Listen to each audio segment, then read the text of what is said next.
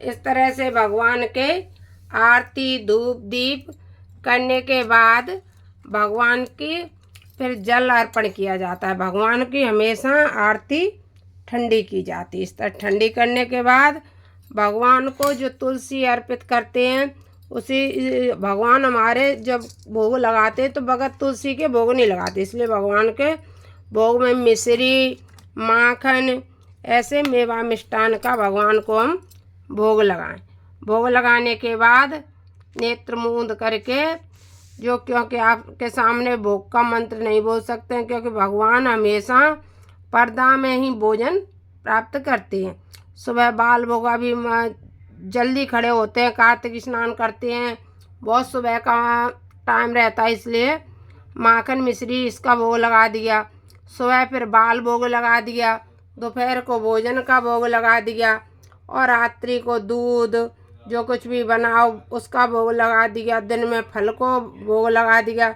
इस तरह भगवान का थोड़ी थोड़ी देर बाद भोग लगाते हुए अनेकानेक विधियों से भगवान का भोग लगा करके भगवान केशव की, मेरे राघवेंद्र सरकार की पूजा बड़े भक्ति भाव से किया करें, तो हमें भगवान के लोक की प्राप्ति होती है। यह हमें भगवत प्राप्ति कराती, भगवान के चरणों में हमारा प्रेम बढ़ता है। कार्तिक मास में पूजा पाठ करने से हमारा भगवान के चरणों में अधिक स्नेह हो जाता है, इसलिए हमें भगवान की पूजा अर्चना तुलसी की लकड़ी, तुलसी भगवान को अति प्रिय है, इसलिए भगवान तुलसी की लकड़ी की जब हम ज्योति जलाते हैं भगवान के सामने इस तरह से, तो भगवान अधिक प्रसन्न होते हैं। अधिक प्रसन्न होने के कारण हमें अनेक भगवान सुख प्रदान करते हैं, अपने चरणों में प्रेम प्रदान करते हैं। कि भरत जी ने भगवान से क्या मांगा कि आरतन धर्मन काम रुचे, गति न चाहूं निर्वाण, जन्म जन्म रति राम पद, यह वरदान नान। हे भगवान, हमें तो आपके चरणों में प्रेम मिले।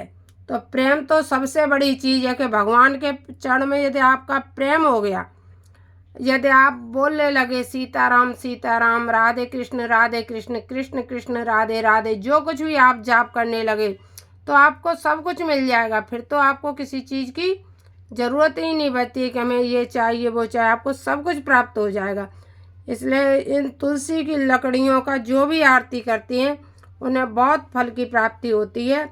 तुलसी की लकड़ी कार्तिक मास में अधिक फलदायी होती है। नमो राघवाय, जय श्री सीताराम।